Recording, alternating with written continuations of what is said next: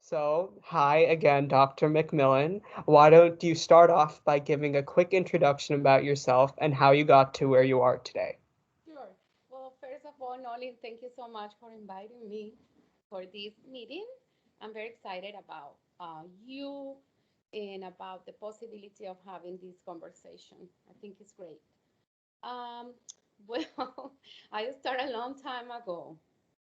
I'm 56 years old now, so I've been in healthcare for over, oh my gosh, maybe 20 plus, Oh, wow. 27. So I started very early in life when, even before I finished high school, I knew I wanted to be a doctor. Back in Venezuela, I'm originally from Venezuela, as you know. My parents, they were immigrants from Spain who moved to Venezuela, and I was born and raised out there. Uh, Mhm, from padres parents from Spain. mhm, But since very little, I knew I wanted to be a doctor, and I pursued a career. So when I was in high school, I knew already that's what I wanted. In Venezuela, the process to enter medical school it's harder and very competitive. I was a straight A's student, very good student. I was the first on my class in high school. Mhm. But I wasn't able to enter the same year when I finished high school because it was well known that the list was always 1 year behind. So I had to wait a year to enter medical school. During mhm. that year, I decided to study English and I went to the University of Carabobo in a study. It was mostly grammar for 1 year. Okay, that makes sense. Yeah, and I like it too. I like at that point I like to learn different languages, and English was one that I really wanted to because all the literature and all the things that I was reading Mhm, medical school were mostly in English, and I knew that was going to be the case because we follow the standards and the journals and the recommendations from mhm. the American Yeah, it's working. smart that you knew that ahead of time and made took advantage of that gap year. So I finished, my English, and then I start medical school. In Venezuela, we don't do college. We just go straight to the career that you choose. But there is always at least 1 or 2 years of basic science.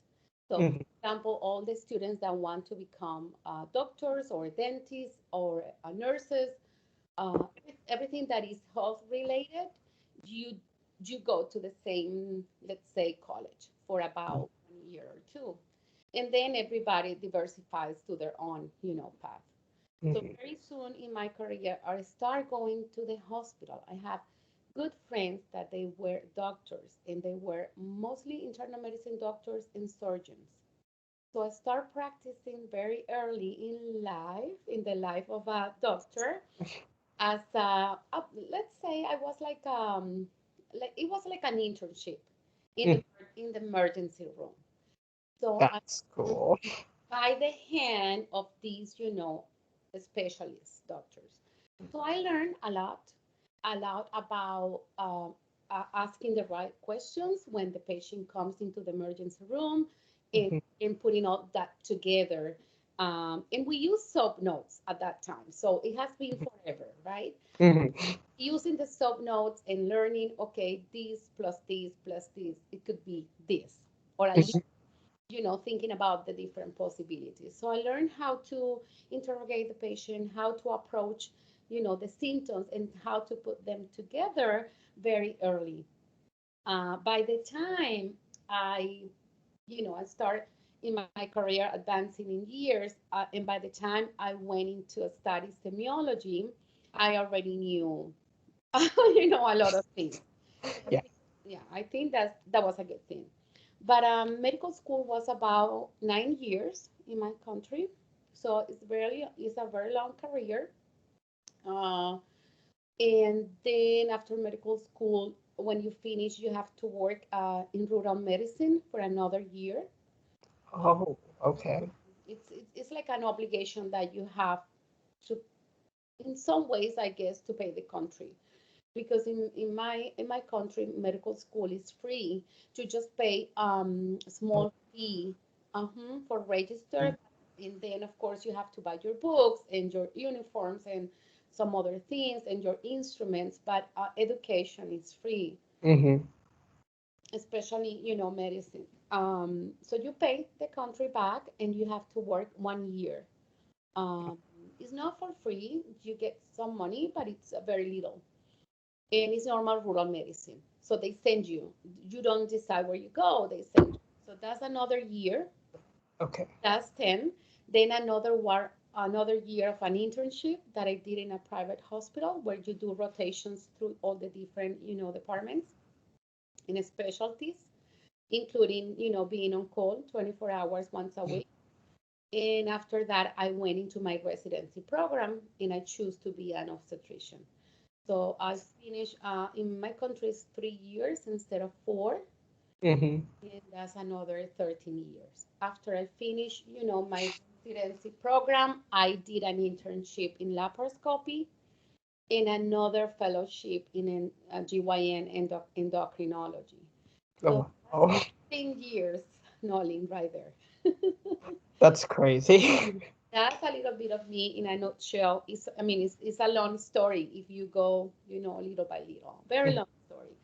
Um, and then, of course, I practiced in hospitals and private sector. I had a solo practice for many years, and then I met my husband, who is American, as you know. And we dated for a couple of years, and then there was a time where we either get married or nothing, or go separate ways. So we decided to get married, and I moved to the United States in 2000. I think it was 2000, 2000, 2002. Yeah. So at that point, I was dedicated only to be a mom. No, a wife, a mother. Then we have, two kids, Nicholas and Alex, as you know them very well. Yeah, and I stayed home for a while until we moved back to overseas to Colombia. In Mhm. Colombia, I was able to get my degree again. So I practiced for a little bit. I was able to become a doctor and an OBGYN doctor in Colombia, and I was able to practice for a few years. And we moved back to Virginia at the end of 2009. Mhm. Yeah. At that point, I stay home again for a while. And then I say, okay, it's time for me to start looking into different things and see what can I do. So I decided to become a midwife. And now I'm a midwife, as you know, and I'm still doing what I love and what I'm passionate about, which is, women's health.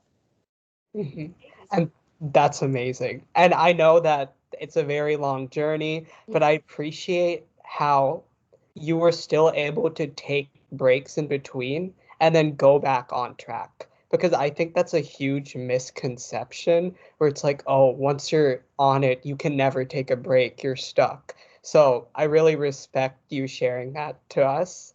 Mhm. And also, what made you choose to become a midwife specifically? Because I know a lot of our students had that question since it's not Uh, the typical path. I get that question a lot, and honestly, different reasons. Of course, I wanted to become a doctor, but it was a difficult path to basically, pass all the boards. And I tried a couple times. The boards of medicine, they are very difficult. At that time, I don't think I have the same information that we do have now. When I was here in 2000, I start, trying and investigating and see how can I take the United States medical license examination steps. And I tried twice. I was very close to pass the passing score, but I didn't, to be honest. uh, Mhm. and I don't think it's because you know or you don't know. It's just different. It's I had the I think the language barriers at that point. I still do. But it was difficult after being a specialist for several years to study the basic science. Um, I thought that I needed more training on how to study and how to pass those tests. And it was difficult for me being a mom and all that. Also, it's very expensive, and again, time consuming. So you really need to dedicate at least 3 or 4 years to pass the United States medical license examinations when you are a foreign doctor. It takes a while. Oh wow. Yeah. So I think, it was a little bit of depression after not passing the first one. Then I tried the second time, and again, it makes you think, should I continue to do this or should I stop and do other things? At the same time, my mom was very sick and I was taking care of her. So, Oh, raising the kids, taking care of my mother, different situations. And honestly, it's expensive. So pursuing another career, it can be very expensive and time consuming. At that point, I started doing little things when I moved to Virginia. Like I became a international lactation consultant, an IBCLC. So I work as a certified lactation consultant for several years for the health department. And little by little, I knew, okay, this is cool. I like to be a lactation consultant, but I need a little bit more. I was, mhm. I was missing my patients, the fact that I knew I can do more, I know more than this. I can also do prenatal visits. I can deliver babies. I can help mamas to, to learn more about pregnancy and birth. And I started, that's when I decided, okay, I met a friend. I went to a friend's house for a Christmas party, and I met a midwife. And Mhm. she put that into my mind, like, oh wow, if you are an OBGYN, I'm sure you can be a midwife. And I became, and she talked to me about a different path that is called direct entry, and that's what I did. So I went through direct entry pathway to become a midwife. What that means is that I didn't have to go to school because they Oh, approved you're my school.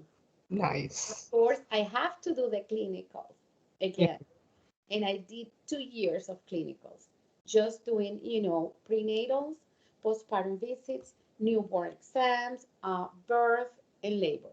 Mhm. And it was different, let's say different stages, phase one, phase two, phase three, phase four, and phase five.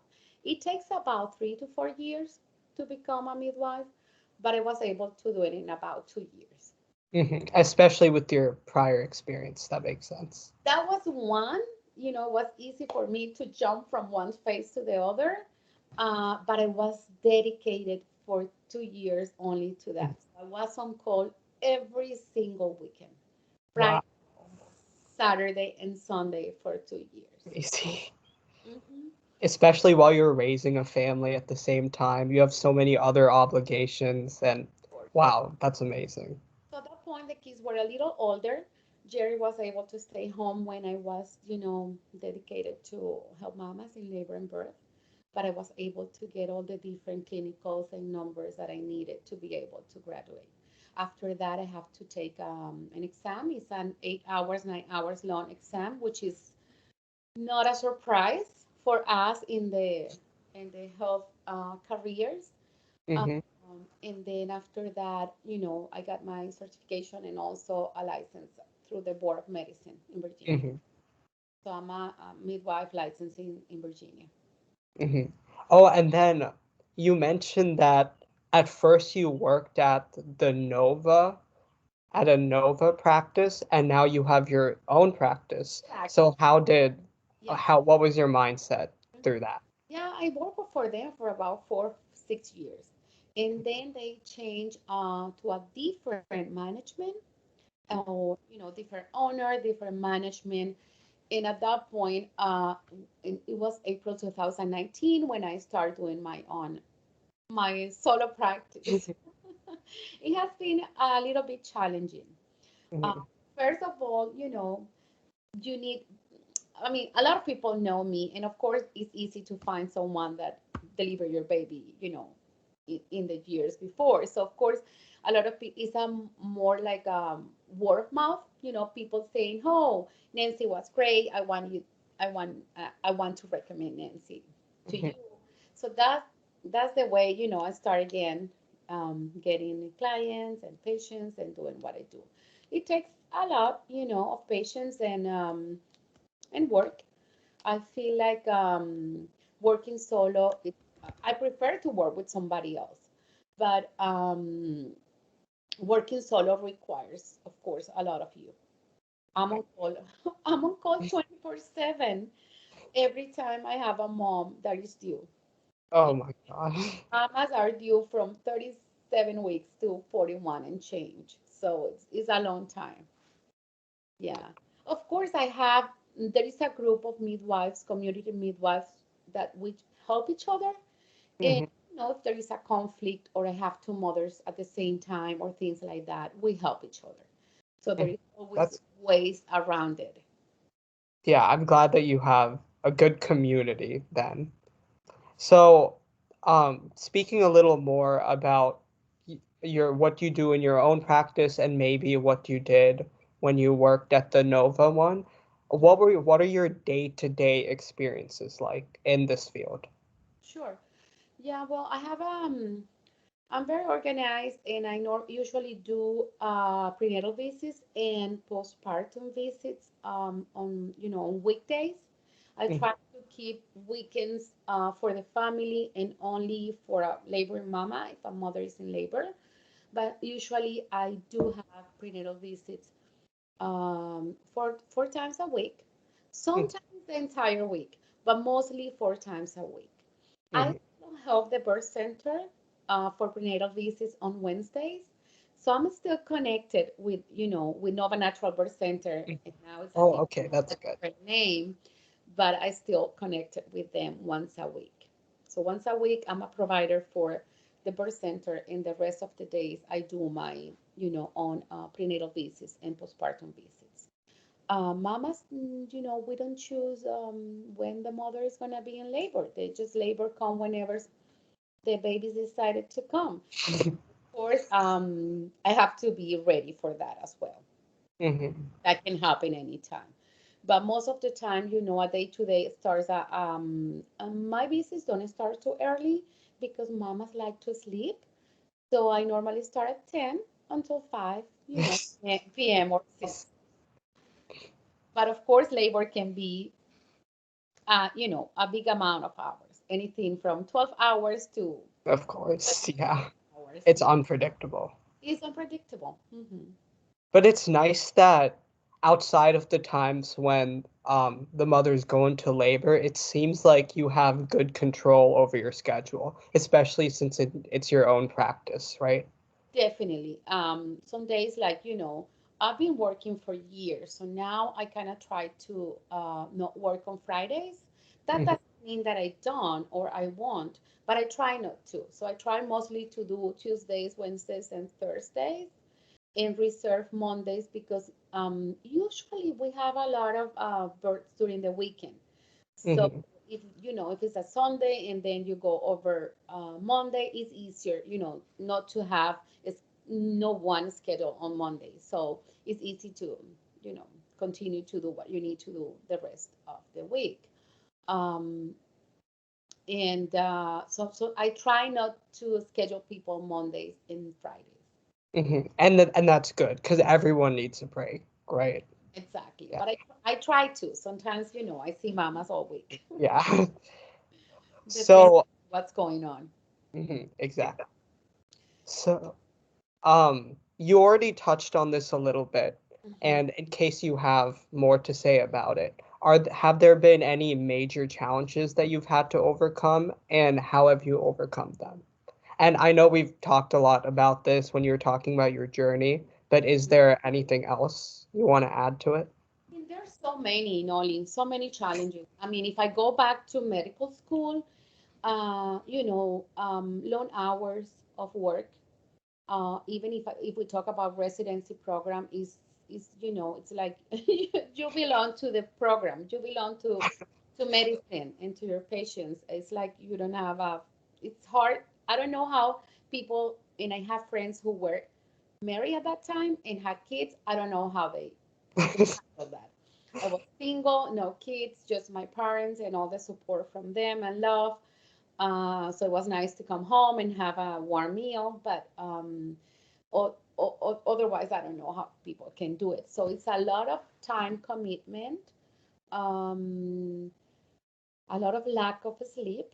I remember during my residency being 24 hours, non-stop birth and C-sections and birth and C-sections and uncomplicated patients and complicated patients with preeclampsia or something else. And then next day, you have to, you need to find early in the morning a few minutes to shower, to get ready, to put your makeup in your best presence because it was required. I wasn't able to go with my scrubs to the next day.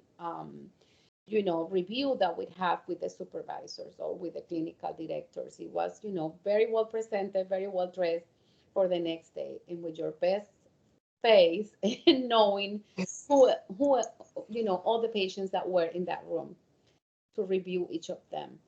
So a lot of commitment, lack of sleep, long hours. Also, another challenge, you have good professors and not so good professors.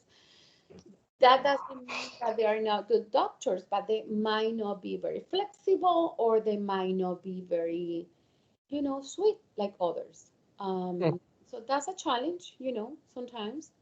Um, well, what else? There are so many. I'm trying to think.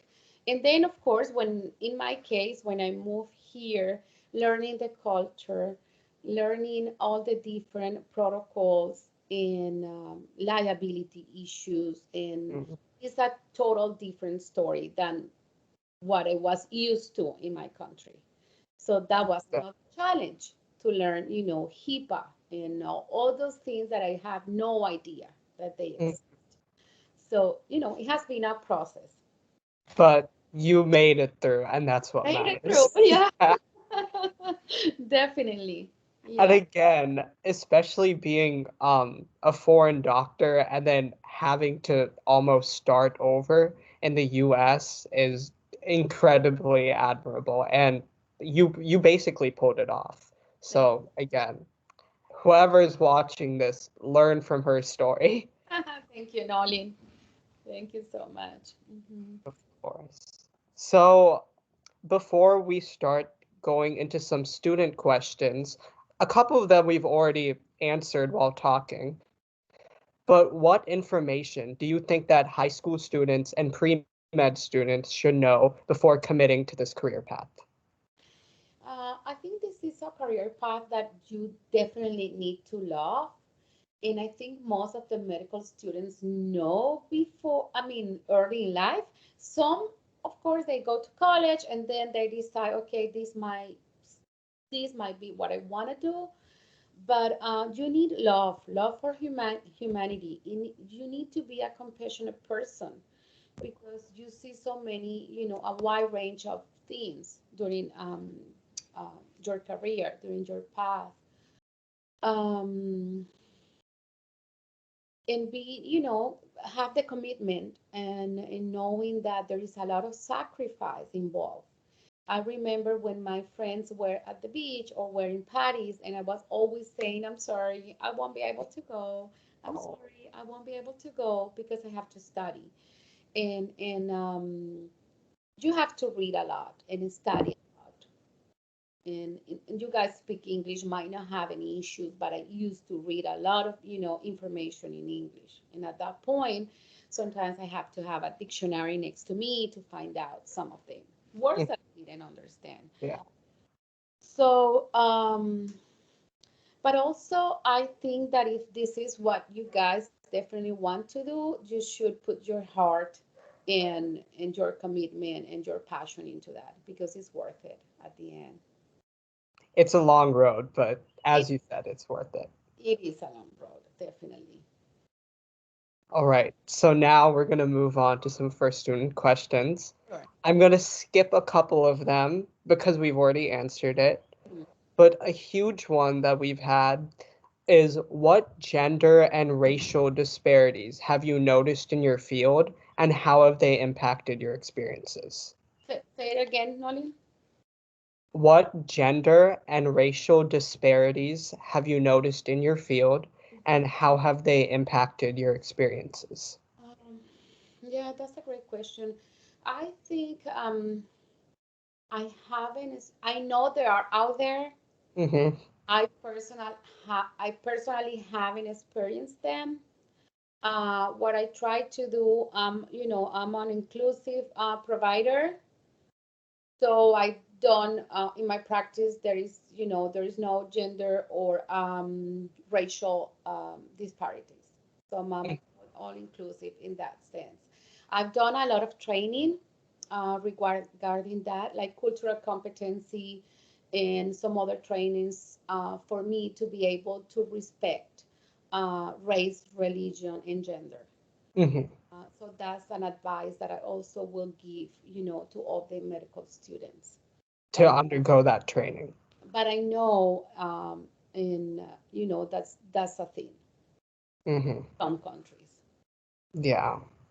It's definitely worse in other countries than in the US, I think. But of course, it's still present. It is. Mm-hmm. Yeah. So, in your field, what are the most significant changes caused by the COVID-19 pandemic? Especially since you I can just tell you. recently opened your own practice, right? And then COVID just struck. So, tell me about what that was like.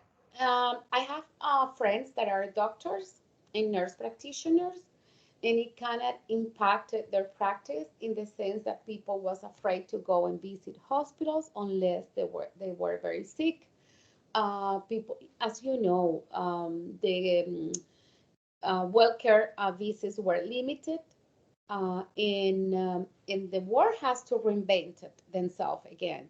And in that again, telemedicine came up, which Yeah. is a great tool.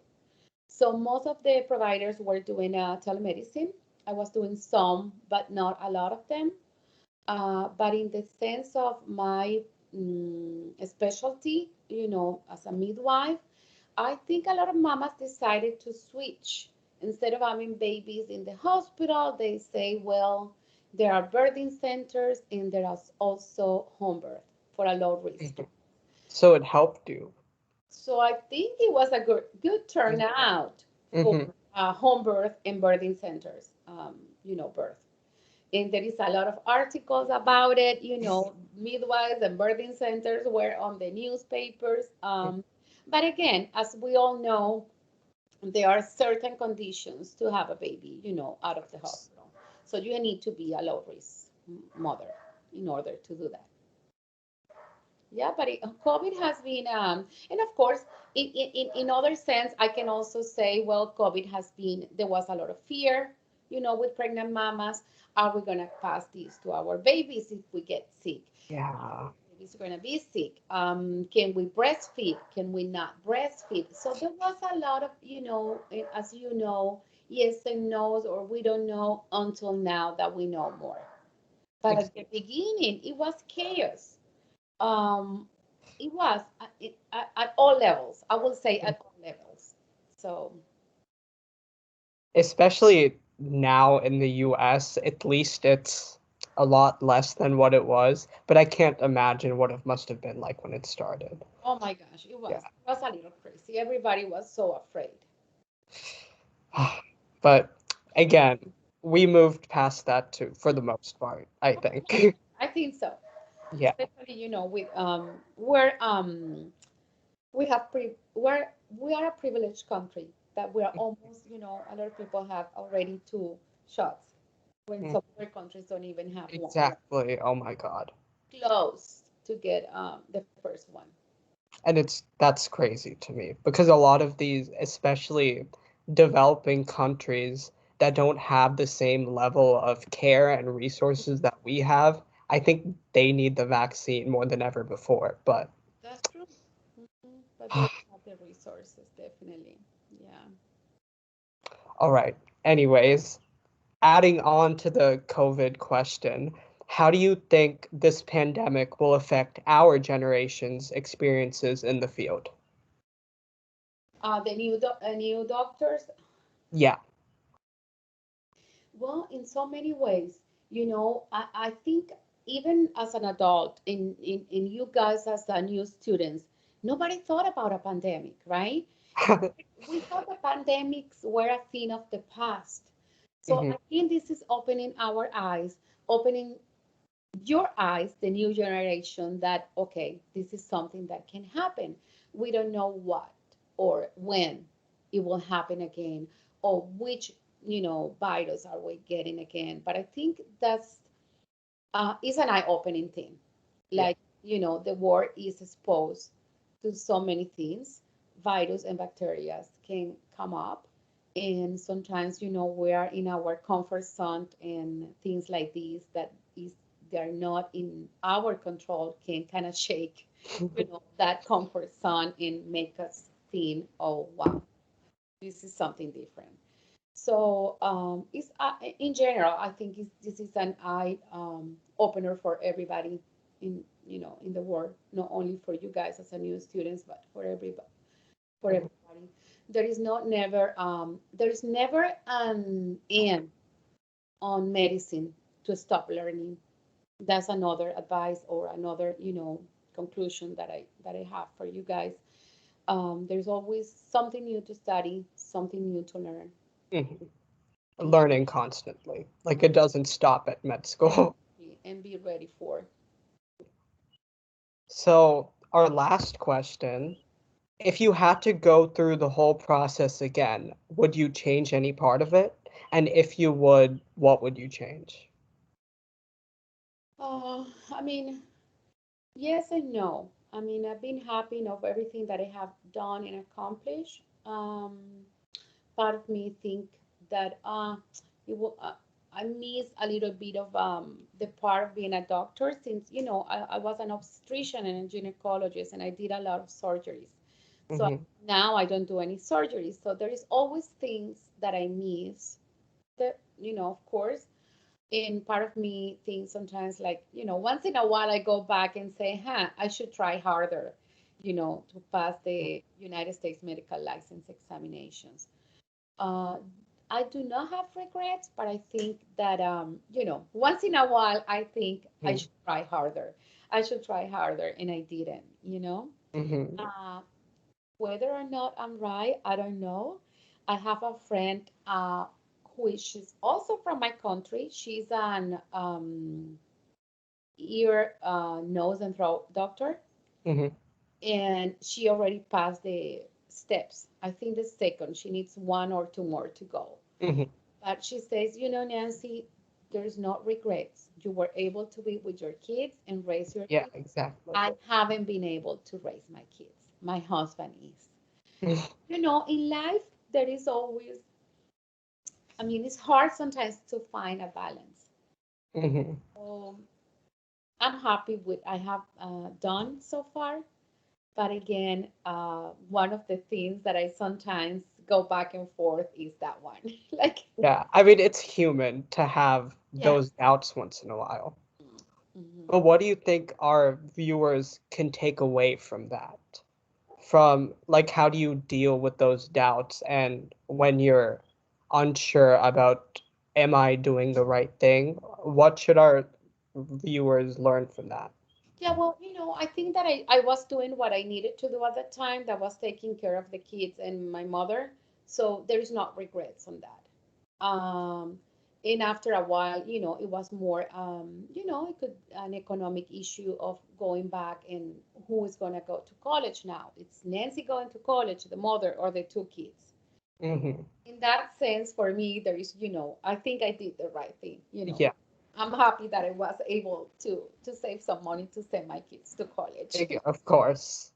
Yeah. I said, well, now is your time, guys. I've done a lot, but I've been happy so far with the work that I do for the community. Mhm. The work I did as breastfeeding, lactation consultant, because it's huge. That's It is. huge, Yeah. of our kids, and also with what I do right now as a midwife. Hmm. And to be honest, I never even knew that much about the midwife specialty. Like, I've read novels and I've seen it come up once or twice. Like, I was reading this book called Beloved, and there's a character in it who is part of the midwifery model of care. But I'm so glad that I got to talk to you more about it and learn about how important it is, and especially with the pandemic, as you mentioned, now there's more mothers looking into home birth practices. Definitely. Divorce, it has its advantages and its disadvantages, right? But to end this off, where do you see the future of the midwifery model of care going? Well, every day there are more midwives, more people becoming midwives, which is great. Even some men are becoming midwives too. Hmm. Um, and I think it's growing. It's growing, and some practices, OBGYN practices, every time are adopting having midwives into the practice because the mothers feel more at ease during labor, like knowing that they can labor their own way without all the, technology.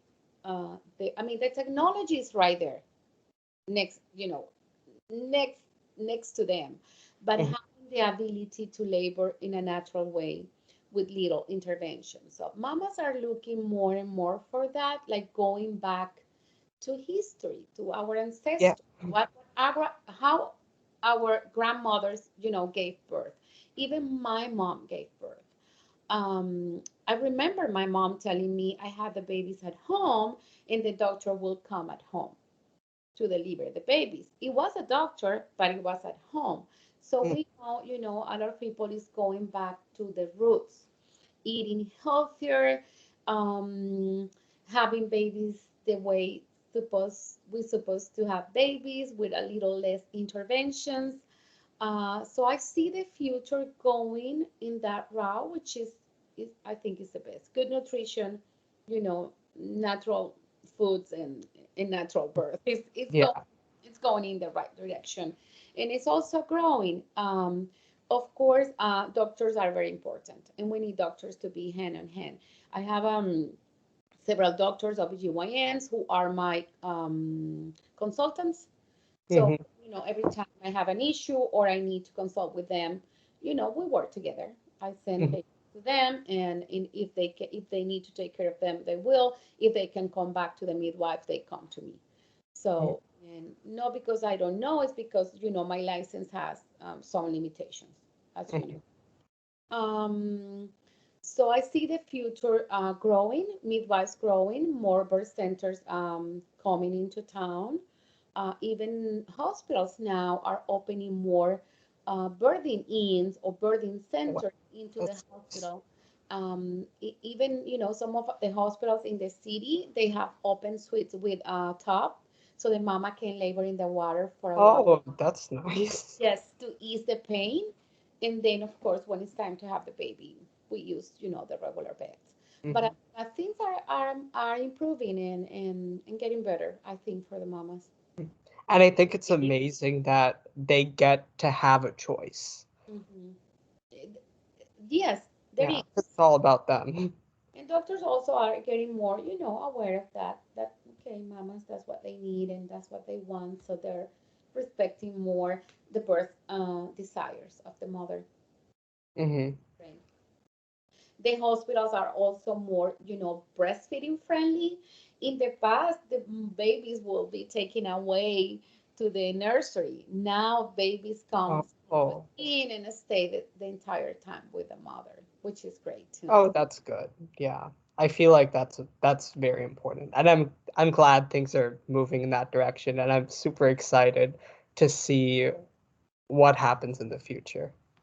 And again, most of the OBGYN practices are integrating midwives into the staff, which is Exactly. amazing. Mhm. So oh wow, it's been like 45 minutes Oh, good. and pretty long, but I think we talked about some amazing things. Hearing your journey, starting from Venezuela to coming here, to adjusting with the US, and everything you've done. It's been an honor to hear about it. So, right before we end, do you have any last advice or anything you weren't able to already share? If not, that's totally okay. But Sure, I will say to you guys, work hard, and just follow your dreams. Nobody said that it's easy. Being a doctor, needs a lot of sacrifice and a lot of things, but it's worth it. If that's what you want to do, just go for it. Don't stop.